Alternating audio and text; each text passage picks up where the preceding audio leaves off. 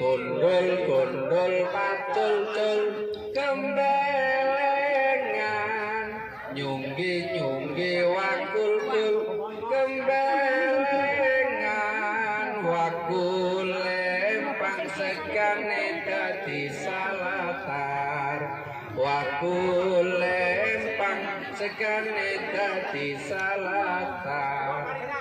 Bait yang pertama, gundul-gundul pacul gembelengan, itu diartikan, dimaksudkan kepada anak-anak yang masih kecil, anak-anak balita yang belum punya tanggung jawab, yang belum mukallaf.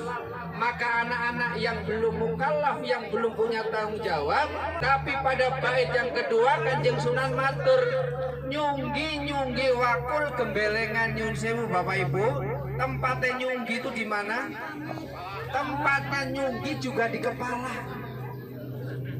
Ditujukan kepada orang yang sudah mukallaf, pada orang yang sudah dewasa, apalagi orang yang sudah memegang amanah. Maka Kanjeng Sunan memberikan bahasa yang lebih hormat, memberikan bahasa yang lebih sopan, yaitu nyunggi-nyunggi wakul.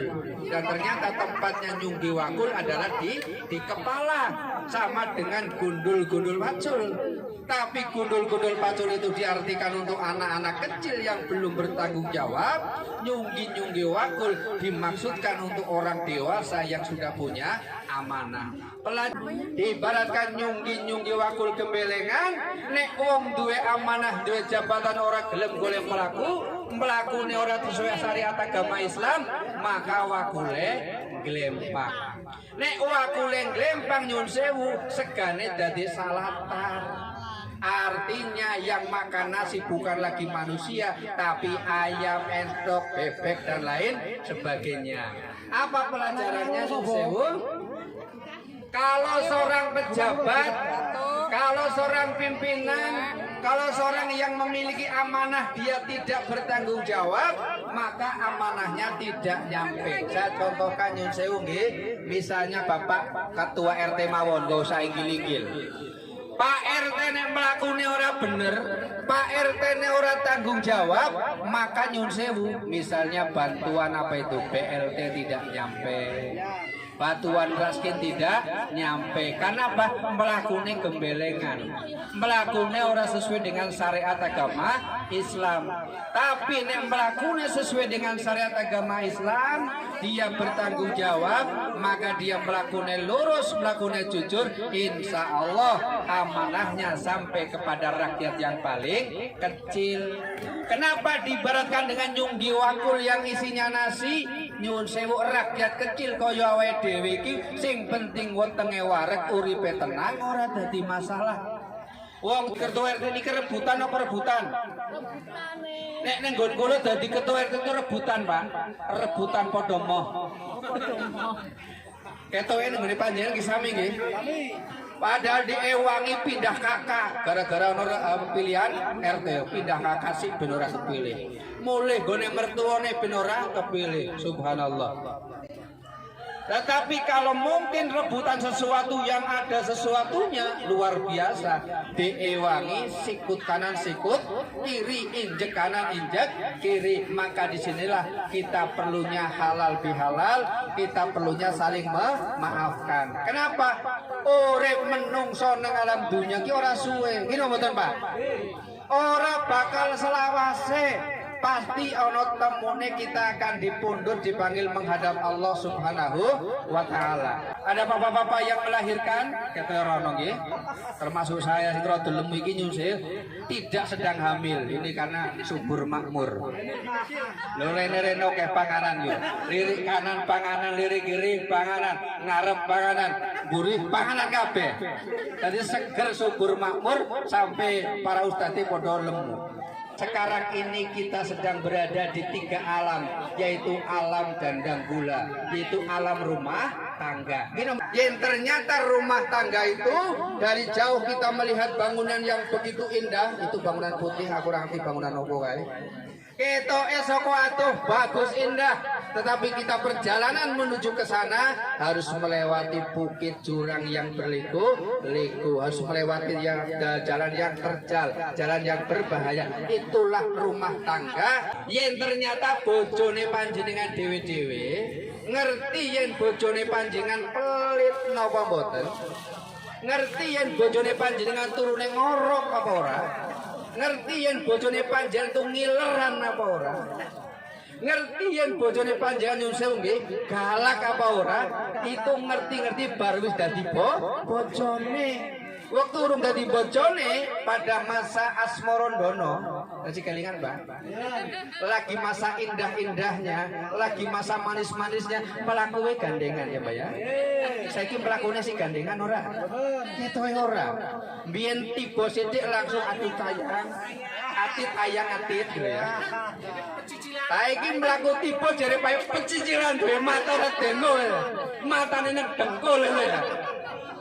Itulah beda masa Asmarandono dengan masa Dandang Gulo. Masa Asmarandono semuanya indah. Masa Asmarandono semuanya cantik, subhanallah. Kaulah yang tercantik di dunia. Masa juga gitu ya Pak ya, zaman dulu ya Pak ya. Kaulah yang terganteng di dunia Pak. Itu lagi masa kasmaran, jere tai kucing rasanya coklat, subhanallah. Tapi begitu masa kita rumah tangga Dandang Gulo, baru kita tahu kelakuan istri kita yang sesungguhnya, kelakuan suami kita yang sebenarnya. Karena rumah tangga itu sebenarnya adalah saling melengkapi. Setelah kita berada di alam Dandang Gulo, alam kehidupan nyata, ternyata hidup ini tidak memerlukan cinta saja. Bin kan yang penting I love you, aku cinta padamu. Ternyata cinta tok ora cukup. Wareg Bu makan cinta? Ora wareg Pak. Bapak wareg makan cinta Pak. Waalaikumsalam. Walaupun kita cinta, my love dan sebagainya, ya, tetap dalam hidup ini perlu duit.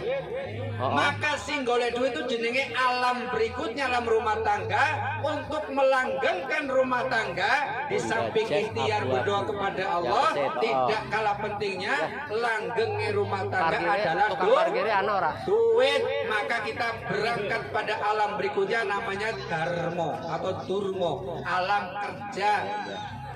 Dene dalam kerja kita ada jeglongan, dagang kebetulan ditipu wong, misalnya loh, kemudian kita dagang orang sukses bangkrut, itulah ujian hidup kita masing-masing, dan tidak ada orang hidup di dunia yang tidak diuji.